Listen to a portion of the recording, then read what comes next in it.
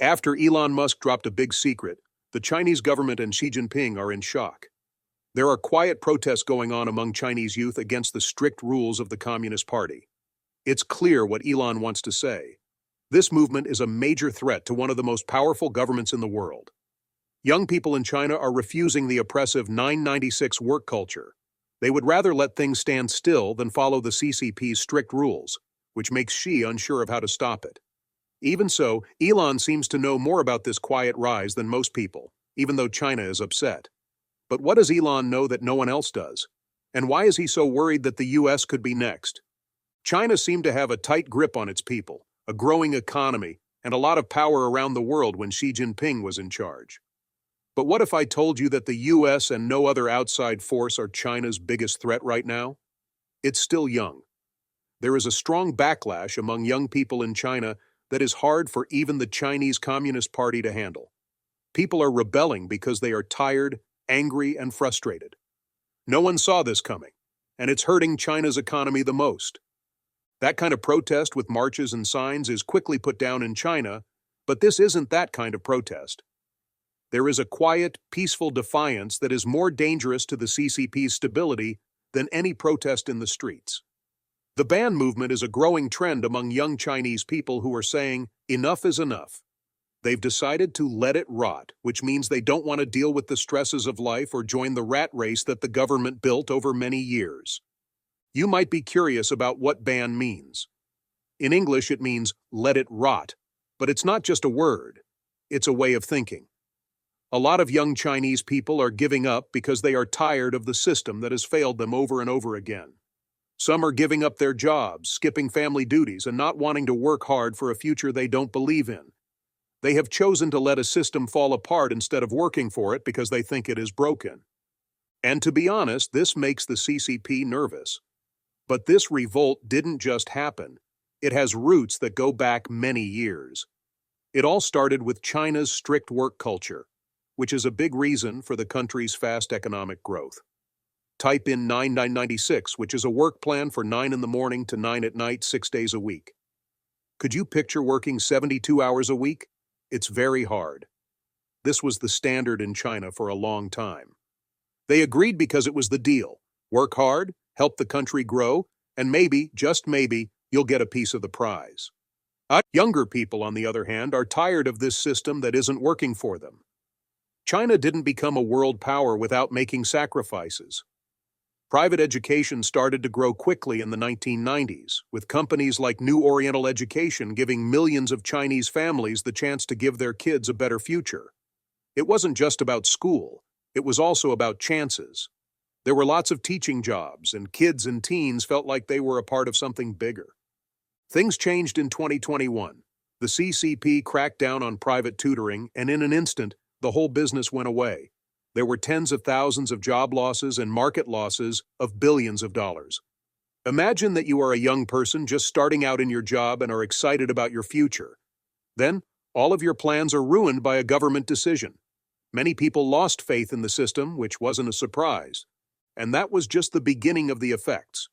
The CCP didn't just go after schools. They also went after tech companies and real estate. Over 10,000 people lost their jobs at Alibaba, one of China's biggest companies, in 2022. A big real estate company called Country Garden cut 30,000 jobs. A lot of young people lost their jobs, and they were stuck in the middle of it. Over 21% of young people in China will be unemployed by August 2023, which is a record high. It's easy to see why so many of them have given up hope. It got so bad that the government quit putting out rates of youth unemployment, probably so they wouldn't have to show how bad things had gotten. But it was clear that people were unhappy even without the numbers. Young people were stuck in a system that needed everything from them but gave them nothing in return. This is where the ban movement trend really took off. The ban movement is about completely disengaging from society, while the Tang Ping or lying flat movement of 2021 urged people to slow down and avoid social pressures. Not only are these teens sitting around, they're also letting things go bad. It's not just not wanting to work hard, it's abandoning the whole system. They've seen their parents work so hard that they were tired. For what? A house they can hardly afford and a job that could end at any time? That's what scares the CCP the most. They're no longer believing that.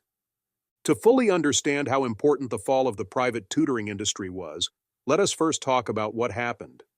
Tutoring was a $100 billion business that employed millions of people. Families relied on these businesses to help their kids do better in school, and a lot of young professionals saw tutoring as a viable job path. But in July 2021, the government stated that coaching businesses could no longer make money by teaching school subjects. The entire business fell apart overnight. 83% of the value of the industry giant New Oriental Education was lost in less than a year, and tens of thousands of jobs were lost. In addition to affecting the economy, this was a huge setback for the younger generation's confidence. Imagine seeing an entire industry go away because of a single government move.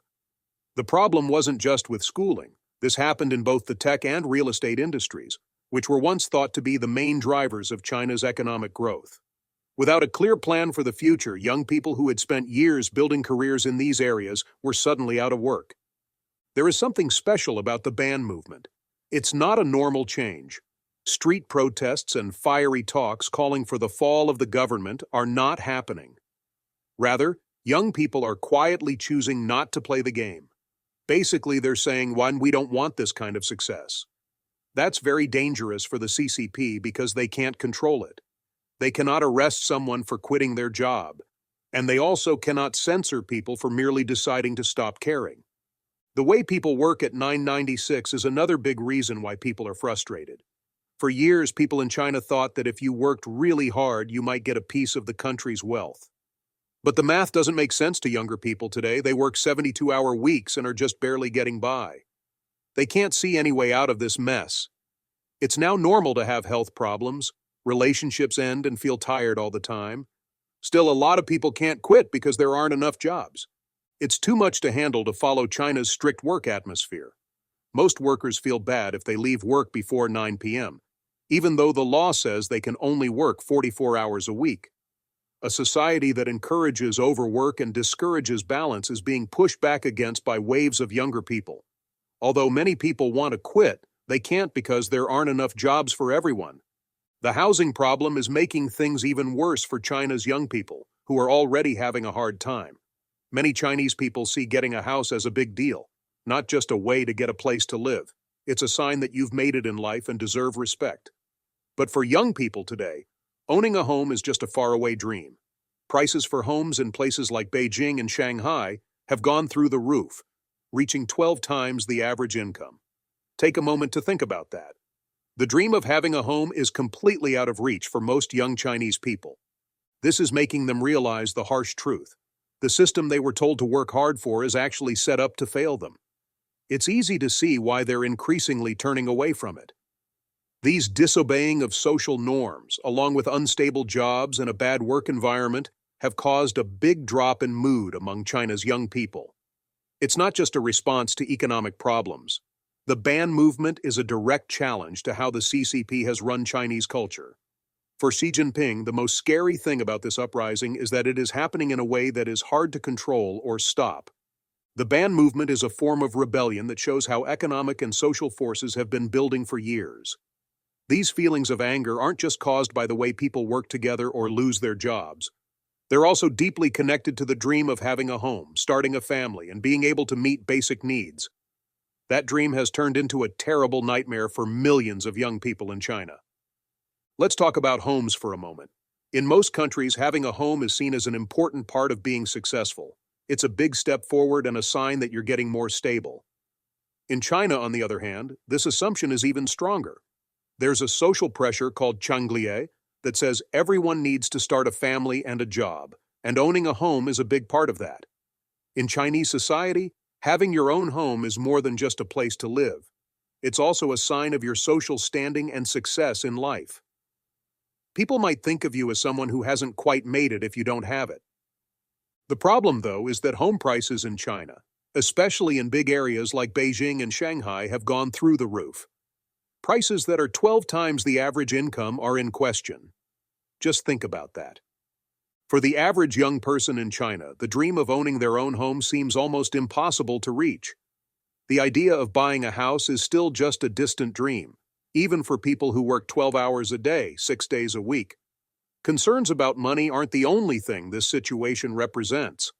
It also represents the disheartening knowledge that, despite the constant effort and big sacrifices, the goalposts keep moving farther away. Imagine waking up every day knowing that you will never be able to achieve something as basic as having a home, no matter how hard you work. This is the harsh truth that millions of young people in China are living through right now. When you add in the huge stress of the 996 work culture, it's not a surprise that a lot of people have chosen to stop working there. They ask a powerful question: why should I keep going? Why bother? This is where the real power of the ban movement comes from.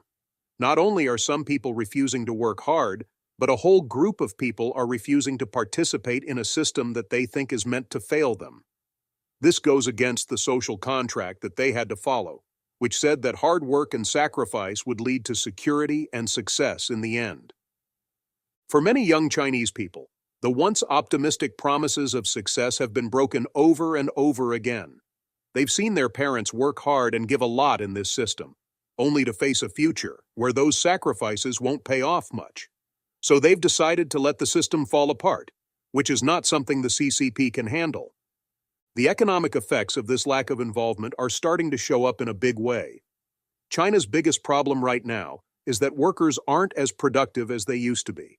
China has had impressive yearly productivity growth of around 7% for many years, which is a big reason why it has become a world powerhouse. That said, this number has dropped to about 4% since the ban trend began to catch on in 2021.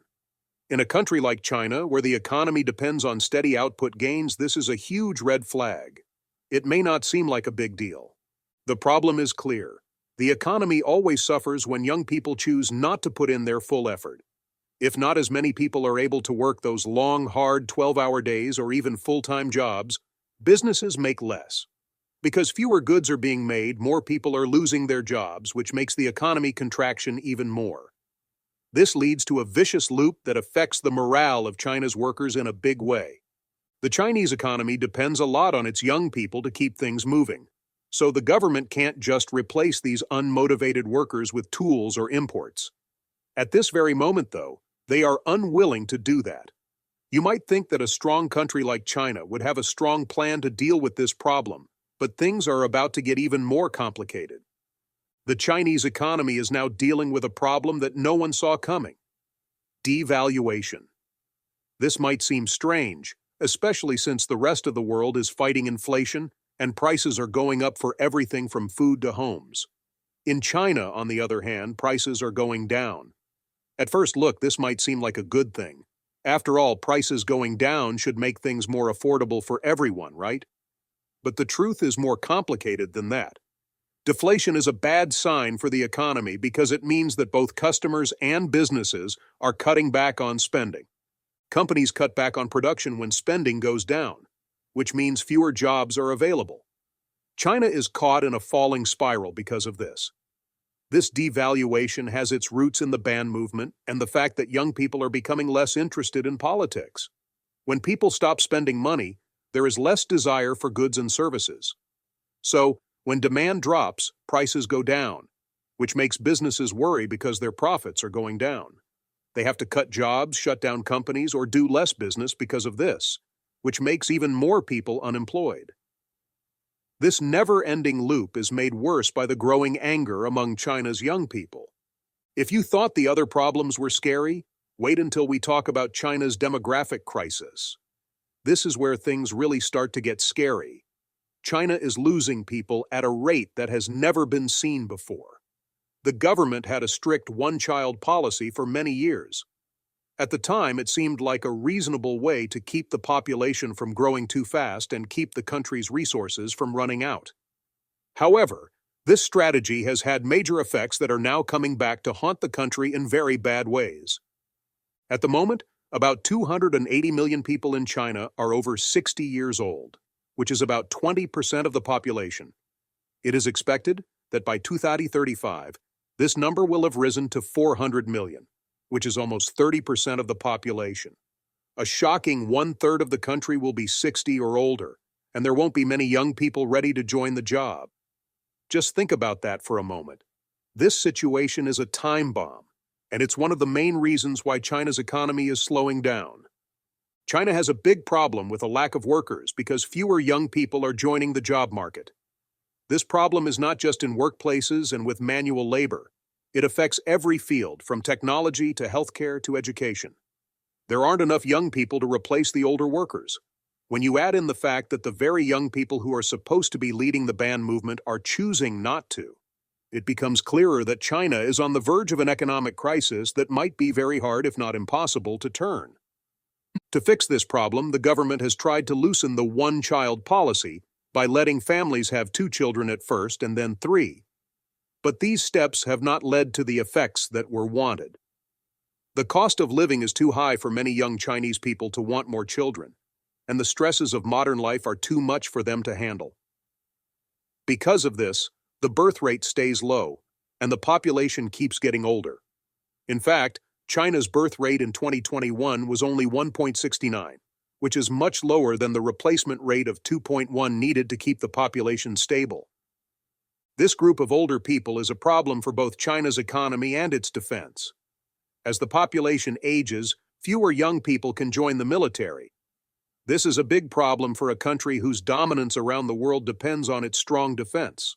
Despite its efforts to stay a global leader, China will definitely have a hard time in the future if it can't find enough young people to join its military. The fact that more and more Chinese youth don't trust the government makes things even worse for Xi Jinping's regime. There's more to the ban movement than just rejecting work and social norms. It's also a denial of the government. When people who are important to keeping the country moving forward start to lose faith in your leadership, chaos is likely to happen very quickly. Xi Jinping is at the center of this problem. He has gotten stronger over the years and now wants more centralized control over almost every part of Chinese society, from business and schooling to personal freedoms. China's fast economic growth used to be driven by industries like the tech industry, real estate, and private education. But under his leadership, these industries have been shut down. On the surface, these steps were seen as important to protect national security, limit the power of corporations, and level the playing field for everyone. Reality, on the other hand, has been very different, leading to big job losses, slow growth, and a lot of anger among younger groups. Take the tech business as an example. People thought that Chinese tech giants like Alibaba and Tencent were the main jewels of the country's economy. But in the last few years, the government has started to put strict rules on these businesses, which has made them less powerful and destroyed their market value. Because of this, tens of thousands of workers were let go, which devastated the once booming tech industry. Sadly, this was a terrible blow for many young people who saw the tech business as a way to get ahead. The real estate market is also in a lot of trouble, with big companies like Evergrande and Country Garden dealing with huge amounts of debt. For many years, real estate growth was a big part of China's economy. Home prices went through the roof and developers made billions. But now that bubble has burst, and the effects are being felt all over society.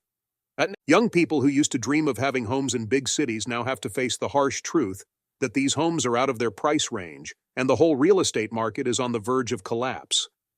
Many people feel like they have nowhere to turn because they can't make a safe investment for their futures and have lost all faith in the government's ability to fix the problem. This is where the cracks in Xi Jinping's rule start to show. The CCP has been able to stay in power for a long time thanks to an unspoken deal with the people. In return for stability and economic growth, the government has full power. The older group saw China grow from a struggling country to a world superpower, so they thought the deal was worth it. But for younger people, that bond is starting to fall apart. They are seeing people lose their jobs, home prices go through the roof, the economy falls apart, and a government that seems more interested in staying in power than fixing the problems that need to be fixed right away. The CCP has tried to deal with some of these problems, but their efforts have mostly been on the surface. For instance, they have taken steps to make it easier for young people to find jobs, especially in manufacturing and building. However, young Chinese people are not interested in these jobs. Because they went to school and grew up in a digital world, they don't want to go back to physical labor or factory work. So the government's efforts to create jobs in these areas haven't had a big effect on the jobless rate among young people. On the contrary, they have made young people feel even less connected to their leaders, because it seems like the government doesn't understand what they want and need. It's also possible that the CCP didn't realize how unhappy people were. They have attempted to write off the ban movement as just another passing fad that will go away soon. This isn't just a trend, it points to a much bigger problem. Teenagers and young adults in China are angry at both their own lives and the society as a whole. They think that the government is more interested in controlling its people than in really helping them with their most important problems. This way of thinking is a big threat to the CCP. Being peaceful and hard to control are two things that make the ban movement especially dangerous. In the past, when there were protests or dissent, the CCP reacted with harsh measures, like sending police to arrest protesters or putting a lot of soldiers on the streets. However, how does one charge someone for choosing not to work hard? How do you stop a movement that starts with people choosing to leave the system instead of fighting it? The ban movement doesn't have clear leaders or protests to stop it. Instead, it's happening in people's living rooms and on social media, quickly spreading like wildfire. This is the worst thing that could happen to Xi Jinping. The people who run his government believe that the CCP knows best, that its leaders are perfect, and that the people should trust the CCP to handle problems. The youth revolt, on the other hand, shows that this trust is quickly being lost. China's economy will always be hurt by young people who don't participate in the system. When there are fewer workers, production goes down, spending goes down, and growth eventually stops. Without economic growth, it gets harder and harder for the CCP to keep its power. In addition, this problem goes beyond China's own problems. The effects of this youth revolt could be felt all over the world in big ways. China has the second largest economy in the world, so its slowdown will have an effect on markets around the world. Countries that depend on trade with China will be affected, especially those that buy items from China or use China as a manufacturing hub. If China's economy keeps getting worse, it could start a global economic downturn that makes countries all over the world rush to adapt. There is more at stake than just the economy. China's status as a world leader is also at risk. China has been building its power for years with programs like the Belt and Road Initiative, which invests in infrastructure projects in emerging countries and positions China as a world trade leader. But if the CCP can't handle its problems at home well, it will be harder for it to show its power abroad. Other countries might start to wonder if China is still the unstoppable force it used to be. This could cause changes in global relationships and the balance of power. What will happen next? Can the CCP and Xi Jinping fix things before it's too late? That is a very important question. The government has tried to make things easier for young people by encouraging new ideas and businesses and putting more money into areas like green technology and digital banking that are still growing. Still, a lot of young people no longer believe that the government can support these programs. They have seen too many businesses fail because of bad policy decisions and too many jobs disappear because of government rules. There is just no longer any trust. The CCP would have to make big changes in order to deal with these problems. This means letting go of some control over the economy, giving young people more freedom to choose the jobs and lifestyles they want, and not cracking down on businesses that are important for the growth of the country. To make these changes happen, though, some of the power that Xi Jinping has carefully kept would have to be given up. Because power is such an important part of the CCP's way of running things, it's hard to see them making such a big change soon. As things go on, the CCP will be under more and more pressure to balance these different needs. The result will likely affect not only China's future, but also its place in the world. At the end of the day, China and the CCP may depend on how well the government can connect with its younger people. The youth rebellion is picking up speed right now, and if it keeps going, it could mean the start of a big change in Chinese culture. There's no longer any doubt in the minds of young people that they are unhappy with the way things are. The future of the country will depend on whether Xi Jinping listens to these opinions or stays on the path he is currently on. There is one thing that is certain. The CCP is facing a threat that has never been seen before. Ignoring the anger of young people won't make it go away. Instead, it could grow into a bigger problem for society that could change how the government works with its people. The CCP will have to figure out how to balance control with the need for change in order to keep things stable and legal over the next few years.